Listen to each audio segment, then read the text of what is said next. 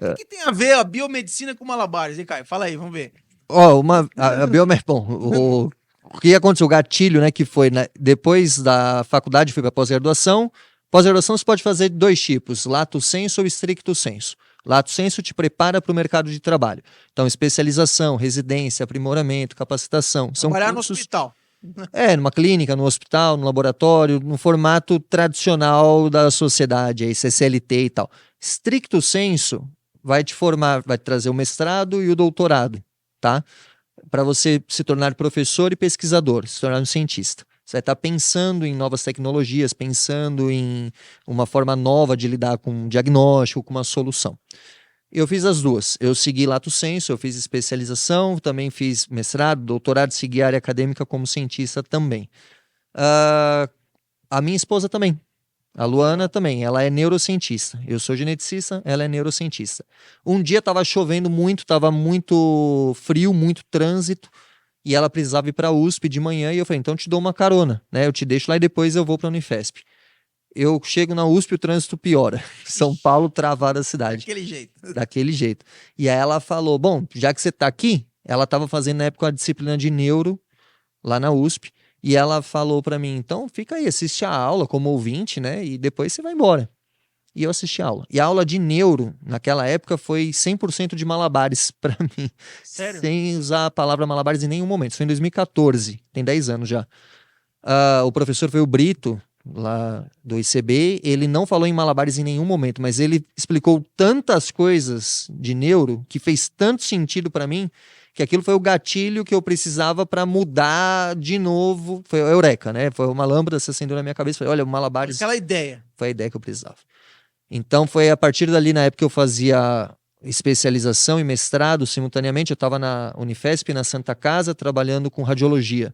Eu fazia ressonância magnética nos pacientes, tomografia computadorizada, e foi quando eu comecei a estudar o impacto do malabares no cérebro, avaliado por ressonância magnética. Olha que legal. E tudo por conta de uma aula que nem era de malabares e que eu nem estava matriculado. Eu fui Você total assistiu xereta. por aventura mesmo. Total, por causa do trânsito.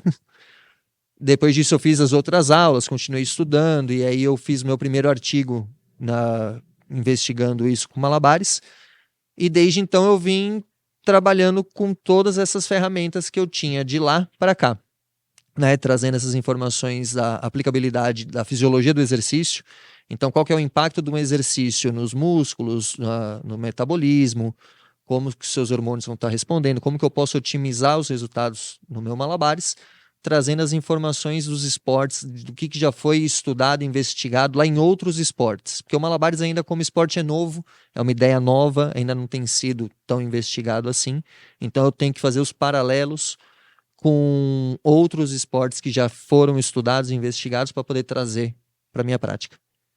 Foi mais ou menos assim. Não, muito legal. E assim, você, por exemplo, você está falando da fisiologia, né? Para que eu, por exemplo, se a pessoa para a pessoa aprender, por exemplo, pode seguir o Caio lá vou colocar aqui o Instagram do Caio, qual que é? @Caio Stevanovic? Stevanovic, STVA. Coloca aí o Instagram dele. E lá no Instagram tem os links lá para você entrar para aprender malabares, ele também dá aula de malabarismo. E para que assim, para que o malabares assim ele pode servir para o ser humano? Para coordenação motora, para a pessoa melhorar em alguns aspectos? Olha, o malabares ele vai desenvolver muita coordenação, muito a coordenação, vai te dar uma... Porque pro cara jogar no mínimo 3 bolinhas ali, tem que ter, pra não ficar meio, né? Para pensar, esse movimento básico aqui de 3 bolinhas, de cascade lá que a gente falou agora há pouco, é muito simples, todo mundo faz isso aqui. Todo mundo consegue fazer esse movimento. Mas sincronizado, né? Não, nesse ritmo mesmo. Mas se eu coloco 3 bolinhas nas mãos das pessoas, elas não conseguem manter as 3 no ar. O movimento não deixa de ser esse. Você tem que manter aqui com a flexão de cotovelo. Mas não consegue jogar 3. Quem treina e joga 3, eu coloco 5, não consegue jogar 5. Mas é o mesmo movimento. Eu coloco 7, continua o mesmo movimento. Então, o que está bloqueando? Quais são as vias que estão bloqueando? Então, quando você começa a praticar malabares, você vai ter um desenvolvimento dessas vias motoras, vias também inibitórias reduzem a quantidade de vias inibitórias cerebelares, por exemplo, que estão envolvidas nesse movimento. Vias excitatórias se desenvolvem, ficam mais ativas para essa prática. Malabares vai te dar muita segurança em muitos aspectos, vai te dar no ambiente social, como praticar, ele é extremamente acessível. Qualquer um pode praticar malabares em qualquer hora, em qualquer lugar. Todo mundo tem em casa. Teve até um skatista lá, né? O brasileiro ganhou uma medalha lá e jogou malabares lá, depois ganhou uma medalha, não foi? Exatamente, exatamente. Você pode começar a praticar com qualquer coisa, com laranja, com limão, com bolinhas de meia, com qualquer coisa. E também sobre o desenvolvimento do malabares, aumenta muito sua propriocepção, o quanto de força você vai estar aplicando. A concentração da concentração vai fazer você aprender a lidar com frustrações. Essa coisa de não consigo, cara, malabares é isso. Você vai treinar, né? Se desafia. Hoje, no treino de hoje, eu tava treinando 7 clavas e eu fui muito bem no meu objetivo que eu tava fazendo, só que eu não consegui acertar nenhuma vez. Nenhuma vez. Então, é uma dicotomia que você viu. Ao mesmo passo que eu tô indo muito bem, eu não acertei nenhuma. Só que eu nunca cheguei nesses valores antes. Então, embora eu não tenha acertado, quem vê vai achar que eu fui muito mal. Mas pra você... Pra mim eu fui muito bem, então eu terminei muito feliz.